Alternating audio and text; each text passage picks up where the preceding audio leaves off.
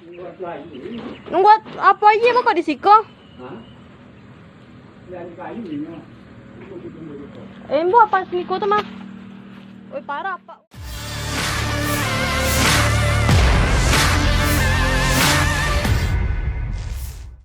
Beredar video warga mencoba menggagalkan aksi dari tukang ojek yang hendak membawa seorang anak perempuan sekolah dasar luar biasa atau SDLB diduga akan dicabuli.